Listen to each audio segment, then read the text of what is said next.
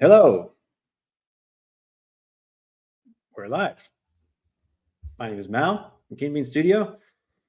And today, if you're watching this in the future, I am about to do some scene art for the upcoming Roll Camera Spy Thriller story pack, the fourth story pack for Roll Camera, and the thematic tie in with Power Vacuum, my last game. I'm going to do some art, I'm going to do some drawing. You're welcome to say hello, ask me some questions. Otherwise, I'm just going to kind of talk through how I do it and probably go 45 minutes or so. That'll be that. All right.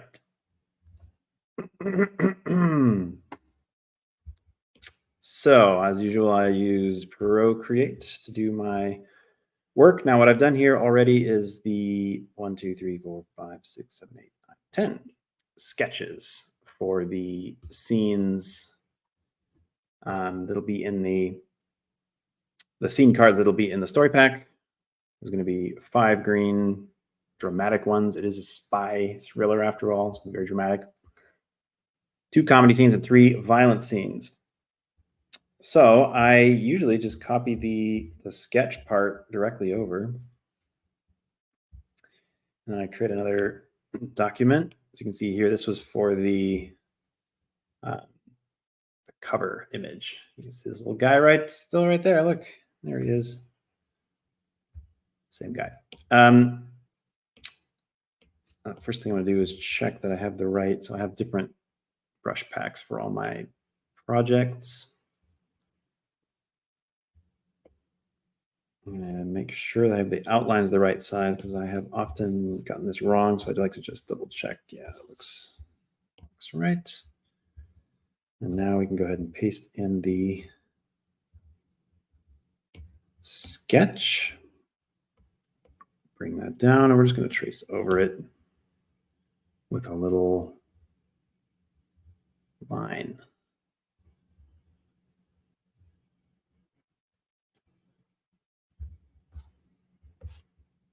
I'm going to start with some black.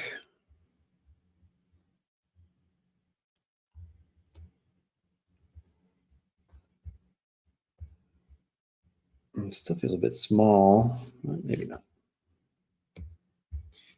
Looks fine. So here he's supposed to have some crazy hair because he's been, as you can see, the scene is the consultation of the conspiracy board.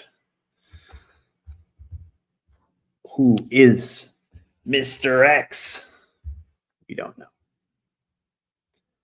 know. So,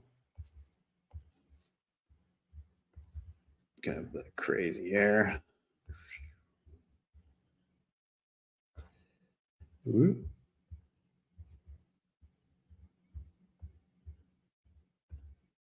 There's some craziness.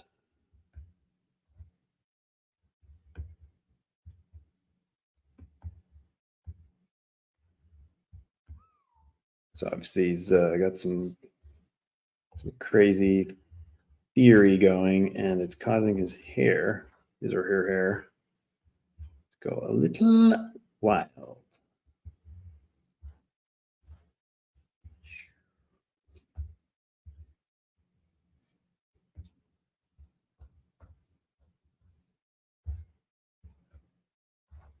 Sometimes I like to adapt the art that's on the sketch side. So yeah, I mean, I guess in a way this isn't entirely thematic, or in the sense of like accurate for how movies are made, because usually, well, it depends on the director, but usually you're not making an exact copy of the scene that you've drawn. You know, generally on set, things come up. The item, there's a better position for the frame on the wall than what you initially had in your head when you storyboarded it. The camera actually goes better in a different place, or maybe that lens that you wanted to use might actually be better if it was a different lens. There's all kinds of reasons why, for obvious reasons, why you would not have the same you would not be shooting the exact same thing that you had storyboarded. Now, it's not true for all directors. Some do. Some directors, like Wes Anderson, he storyboards the whole thing beforehand. Not just a storyboard, it's like an animated storyboard. So he literally makes like an animated film version. I mean, it's very crude. It's not watchable, publicly. But it's a version of the film that's been a sort of animated storyboard that's timed out and everything, and he then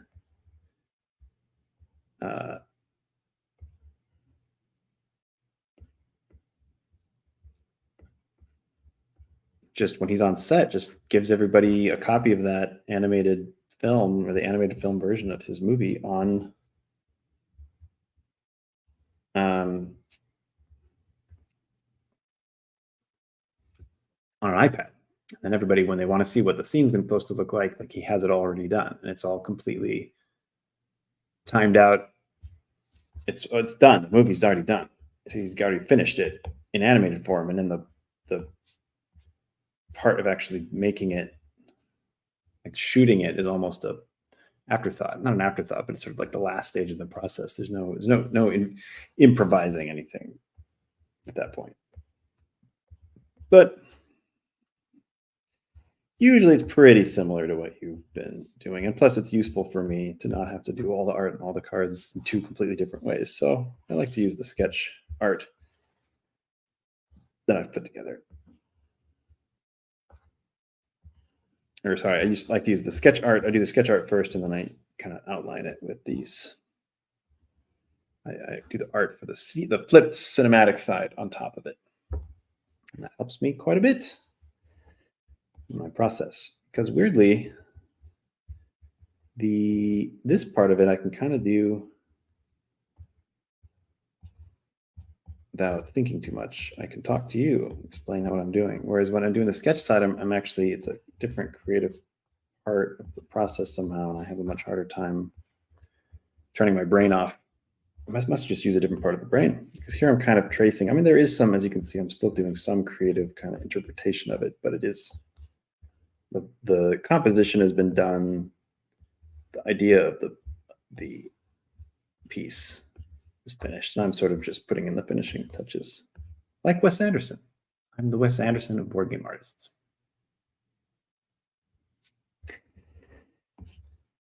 If you'll indulge me. Dun dun dun. This is the center. Mr. Question Mark. Who is Mr. Question Mark? What does he want?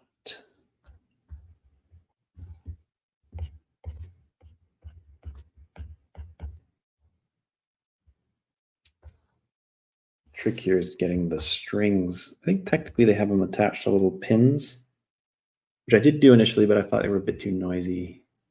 I mean, like the pins and the strings, so I think we'll be okay. Just doing it like this.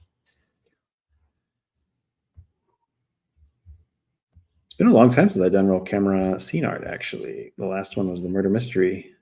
No, the Christmas pack, which was last summer, almost a year ago. Dang, I haven't done any roll camera art. I'm trying to remember. Just trying to think, like, when I color these, are they all one color, or do I make them full color? I don't remember, because the last major art I did was for Power Vacuum, which obviously sort of very monotone in terms of its color use. So I don't really remember. This is more of a note. Don't forget this one arrow. I don't think one of these boards would be useful. I don't know. I've never made one myself. I've never tried to unravel a conspiracy, but if I did want to unravel a conspiracy, this would probably not be the way I would do it. This just seems like it makes things complicated for complexity's sake. If I need to know something is connected to something else, It's also possible that this is entirely a made up function of pop culture and that nobody actually makes these things like this. And maybe I'm just like making use of just making this up as well. Maybe I should have researched like what are people like, what are these for? What are they actually? But then again, Roll Camera is all about kind of making, it's about pop culture references in the broadest possible sense. So I don't know that I need to do research on how these things actually work. And I'm not going to start now. I'm almost done with this piece. Google, what is a conspiracy board for?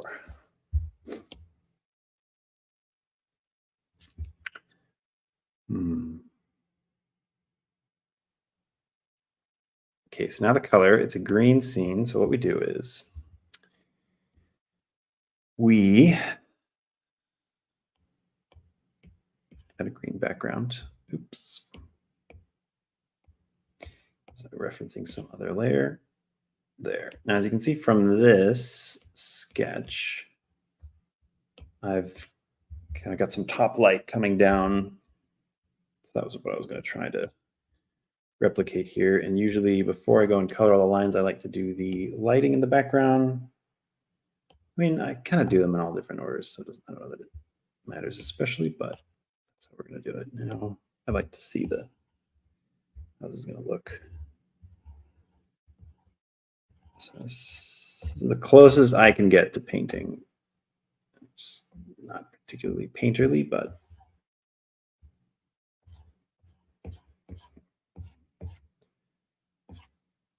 or yellow, isn't it? It's too yellow. Let's try again. Let's do just straight the same color. In fact, let's try something crazy. Let's just do it like a hard light. As a new layer, let's see.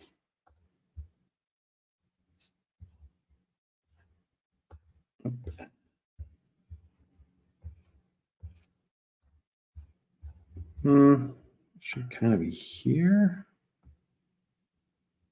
It should kind of, let's distort this a bit. Kind of be like this. Yeah, okay. We're gonna brighten this. We're gonna put some splashback coming up the light beam into the background. Yeah, it's looking better already.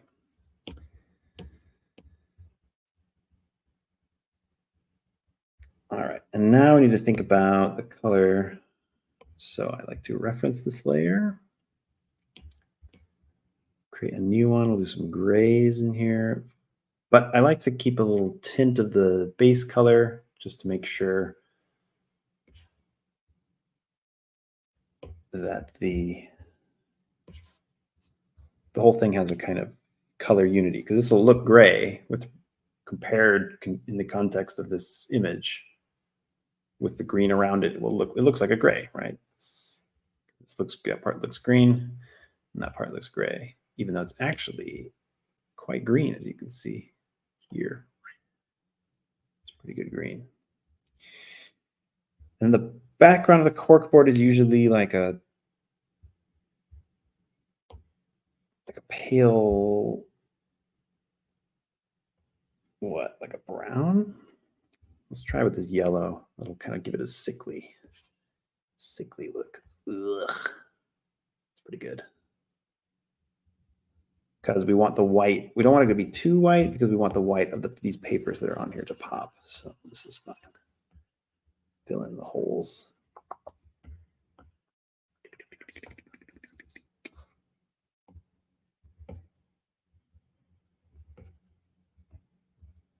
The strings are gonna have to be red, right? Those should probably be proper red and not like greenish red, so that it really pops. Right there, getting ahead of ourselves. That's going to be the best part. The red strings.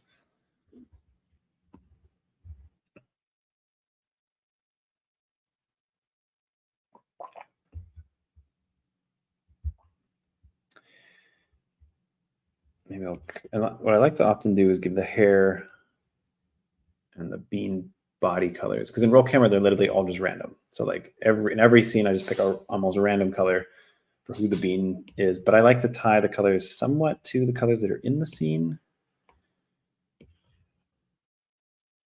It's a bit too pale. Let's go a little darker here. Could work. Sure. So again, I just kind of pick it and go like, does this look right? Not really a plan. Okay. And then again, I'm not going to go pure white. Let's go very, very close to it though. And that'll be our paper. See how that looks. Now we're going to want to change some of the paper. We're not going to want all these to be exactly the same. We're going to want to change some of the whites so that it gives a bit of like a sense that they've been using different types of paper.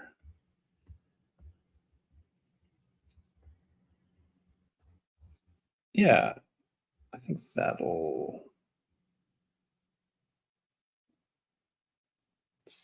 I don't know. It still feels like this may be too. Maybe if I.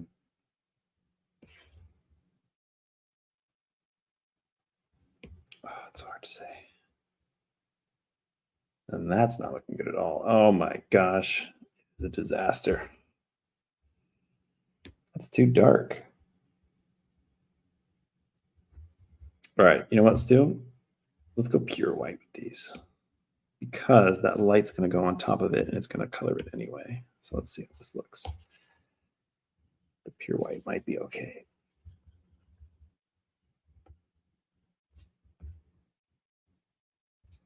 Do we reference that? We did, so we can go ahead and pull these in. So, oh no, that's going to flood the whole thing because it's open here. Mal, you dingus. Dun, dun, dun. This one should probably be a different color. Maybe I should do this on a different layer. Yeah, this is foolish. All right. Let's build this again. Because then I can go in and very easily change the color of the pages later if they're on their own layer. Amateur. Wow. Come on. Come on. Let's see if we can get away with just off-white. The good news is we can easily change it later. Now that it's on its own layer. I guess these spy photos should be darker because they're, you know, the handoff here has been photographed from a stakeout.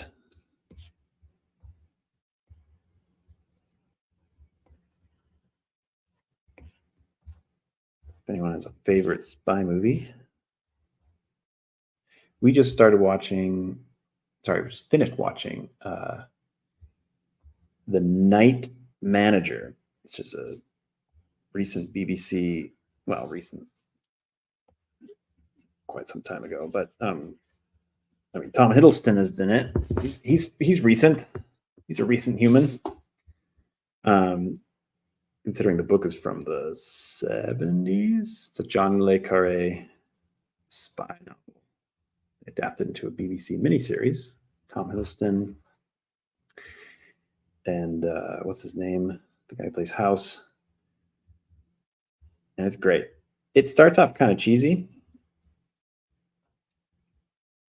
Just the way it's directed is a little bit. It's like a BBC miniseries, you know. It's good, not great, but the acting is outstanding. The spy, like the writing of the book itself, is the writing, at least as an adaptation. I haven't read the book, but it's a great piece of spycraft. Lots of something I've often bemoan about the spy genre is that James Bond kind of turned it into a superhero thing. And I think there's space for real spy things, you know, spy movies and series and so on. And not just like lasers and Dr. No and villains and giant fortresses and stuff. Although I guess The Night Manager also has a villain in a giant fortress. So maybe it's just the hallmark of the genre. Speaking of which, This spy movie or spy thriller story pack would pair very well with the murder mystery and superhero. There's a lot of overlap between those genres, and so this, I recommend it. If you wanted to pair it up, play both at the same time, you have my permission. Godspeed.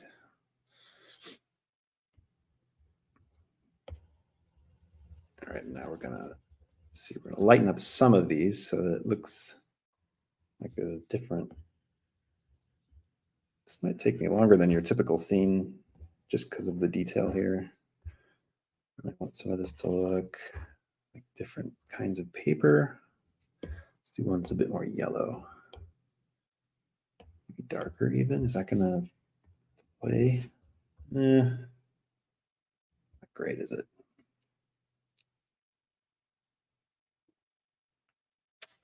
Now the question is, should I color those photos as if they're like mini scene cards in themselves? You know what I mean? Like, should they also have a background and a...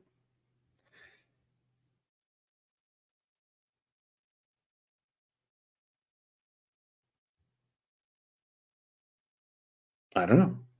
I'm like him.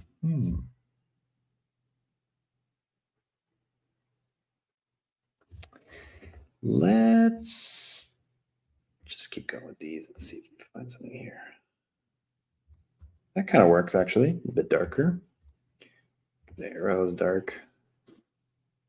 This page is a dark one. That label, that thing here, whatever that is. All right, now we're getting somewhere. And of course, we got to get some spots. Cork boards always have spots on them.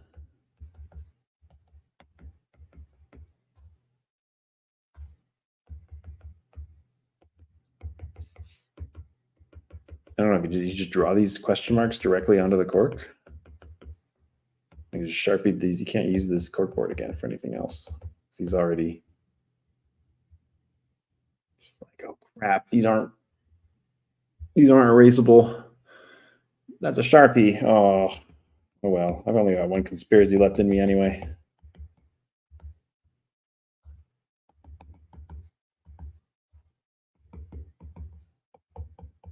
Got to make it random. This is very similar to how I draw star fields. I'm drawing stars. You kind of cluster things together. You don't want an even. You don't want just a bunch of even-looking dots. Then it looks like a pattern. You don't want it to look like a pattern. Cork is not in a pattern. Cork is a random organic material, so which comes from the cork tree. I don't know if you've ever seen the bark of a cork tree. It comes off the tree exactly like corkboard. It's crazy. It's like they literally just took it and stapled it together, and there you go. That's a corkboard. It's crazy. Or like to make corks for wine, they literally just must have pulled it off and cut it into little cylinders to put in the bottle, and Bob's your uncle. How's that look? Corkboardy, bubbly, but it'll fade into your subconscious once the full effect. This is too dark, way too dark. Brighten that up a bit. You might even be able to give a little filter here. Or if not a filter, then just bring the opacity down slightly. But kind of, you can't see it quite as clearly. Good. Except now it's going over this guy's arm. I don't want to delete that manually.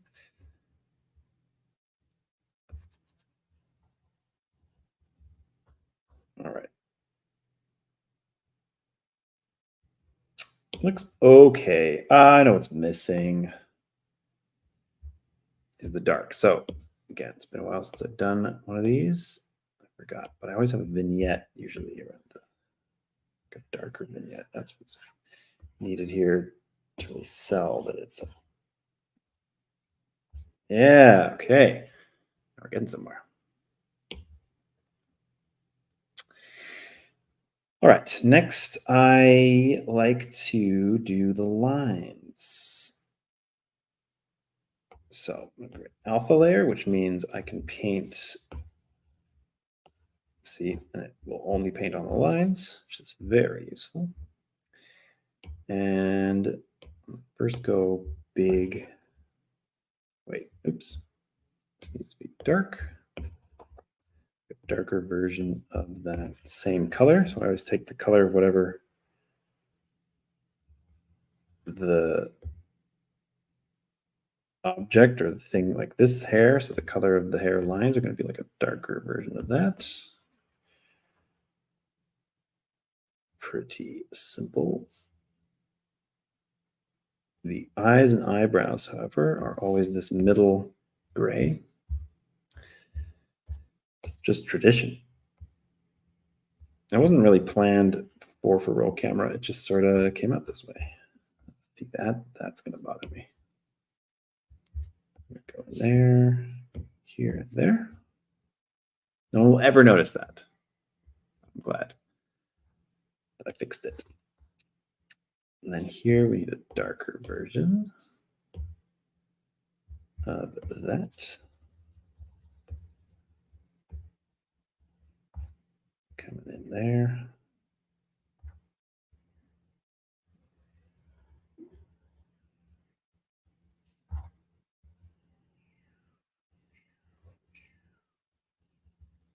You too can draw roll camera scenes. Just follow my lead. And then I think all of these should be a bit darker. Darker. Yes. And then we're gonna do the papers. And I think we're just going to, so here's a nice trick. We can, oops, can select all these lines, the whole thing. And I'm gonna fill it, fill.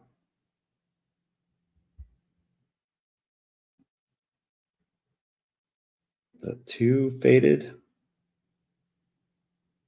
maybe.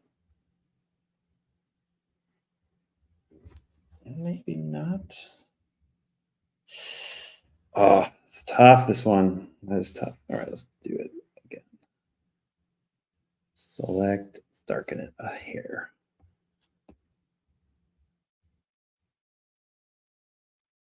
Yes. Now we can do the red. Are we ready for the red? Yeah, go on.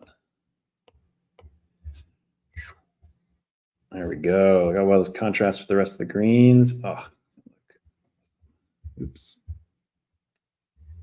Red strings.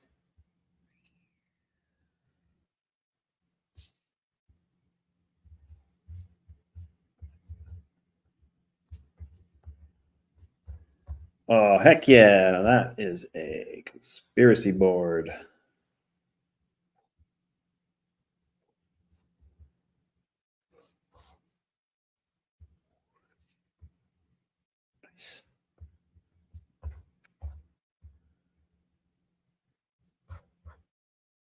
This is great. In the spy movie, spy thriller story pack, there is a conspiracy board you get to play with yourself.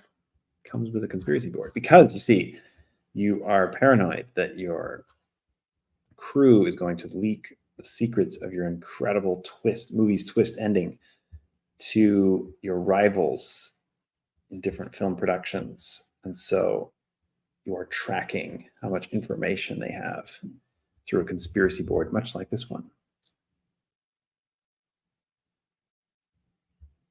These should be darker. I can pop a bit more. Yes. Again, here it looks like he's just drawn straight on the cork board, just markered on the cork. Doesn't matter if it's bumpy. He's just like, I don't care. I've got a conspiracy to crack.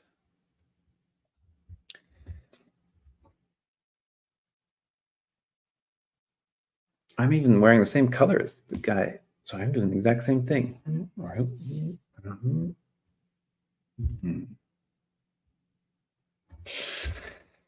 See, the thing is, if I like it.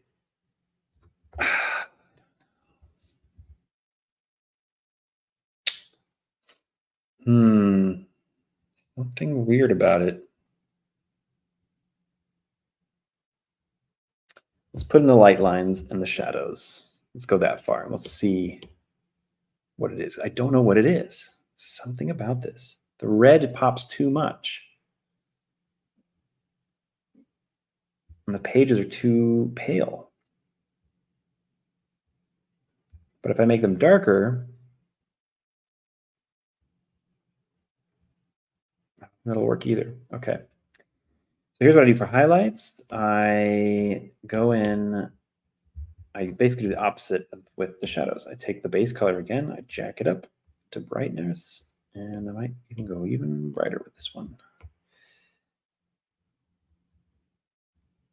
The green scenes are the hardest because green is notoriously difficult to print properly in CMYK printing, which is how most, well,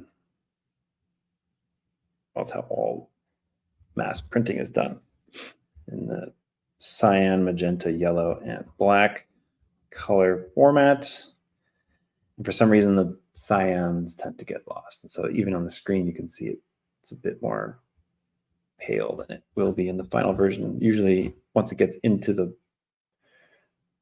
the final file building program, I like to kind of bring up the colors.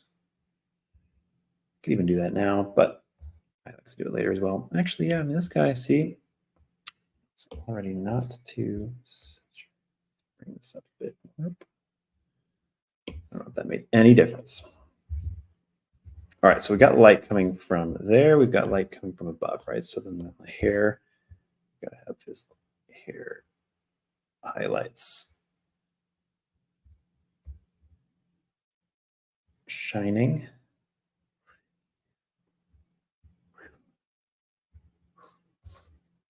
Like so.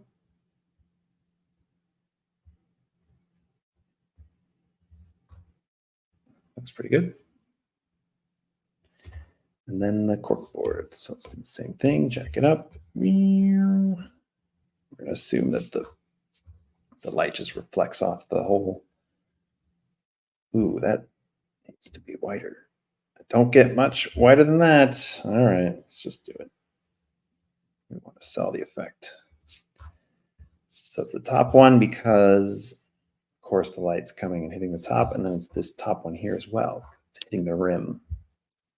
There you go. It already magically looks kind of 3D. It's pretty good. All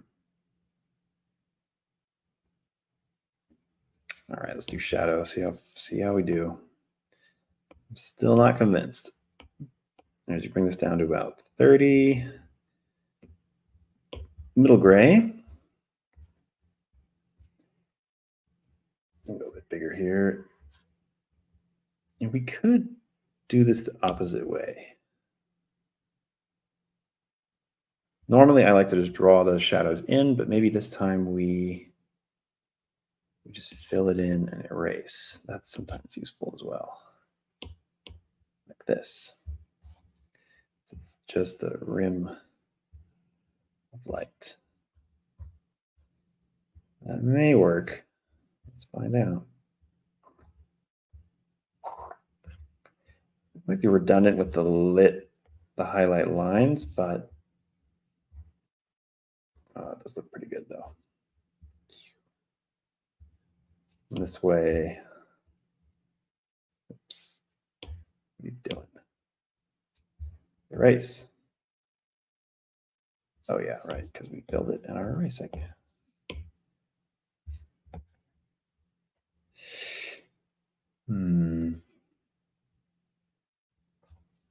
All right, shadow at the bottom. Ooh, that's gonna need to be darker. Ay, managed to full black. Yes. That's the rim of the corkboard falling. Oh, is this why it's looking faded?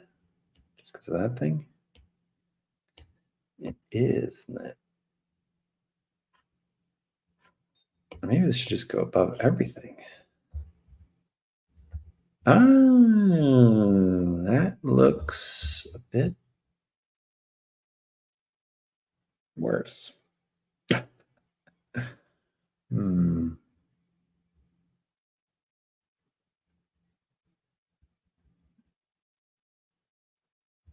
It's not terrible. Let's see if we can find a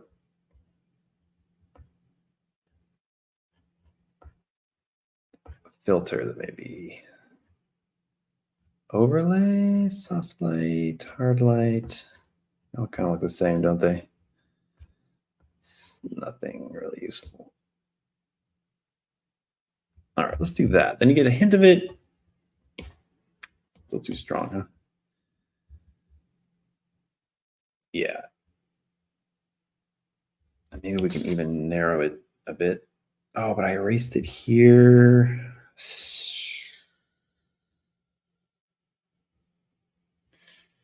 Never been so stressed by a scene card before.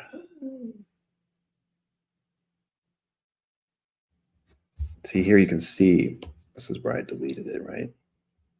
From earlier. Or erased it, rather.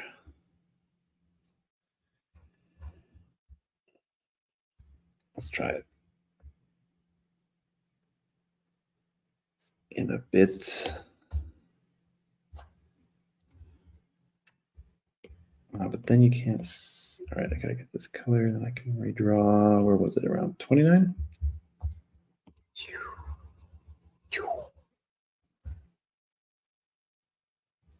Okay, I think it looks okay.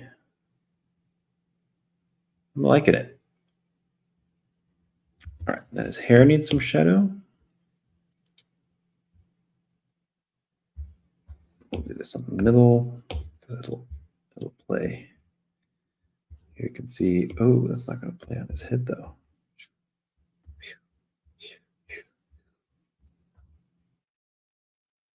Hold it up.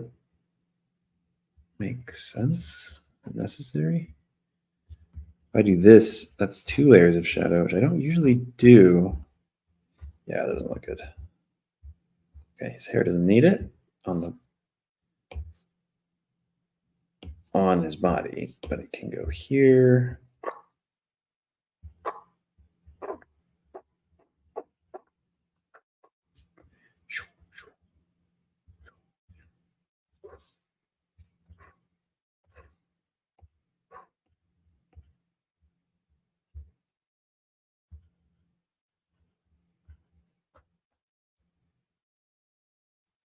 And there we have it.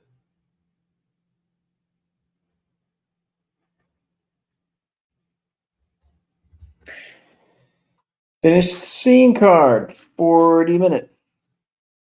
Definitely not record time. Took me much longer than usual. Oh, that's not done. Forgot the shadows on these guys. We'll do one there. We'll do one here. Kind of popping off here. This should come like that. All right. I kind of like doing this. It's satisfying. Popping a bit. And then these strings. Should I do the strings as well? I guess so, right?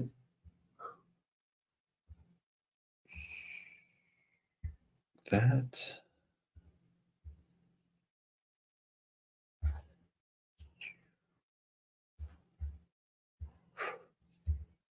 Make this a bit smaller. Shining that way.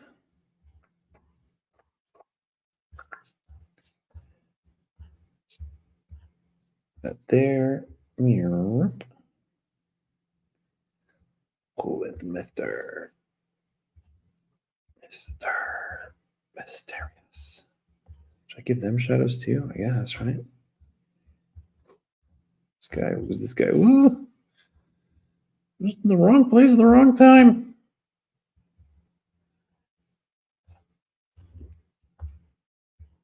Okay, that, there.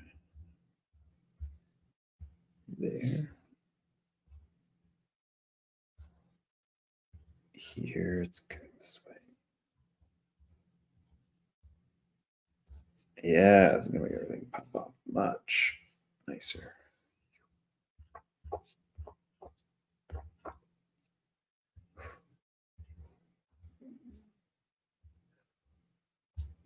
All right, getting close.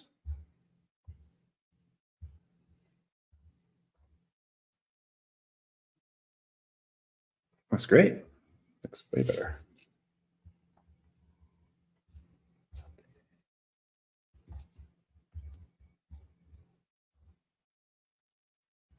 I'll give this one a bit of a back.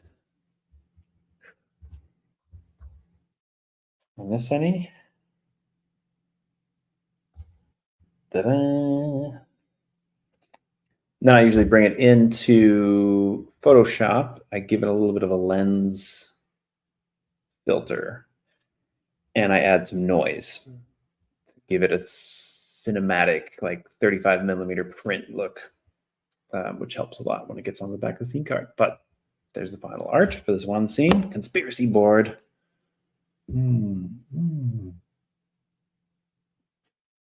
Thanks for joining me. See you next time.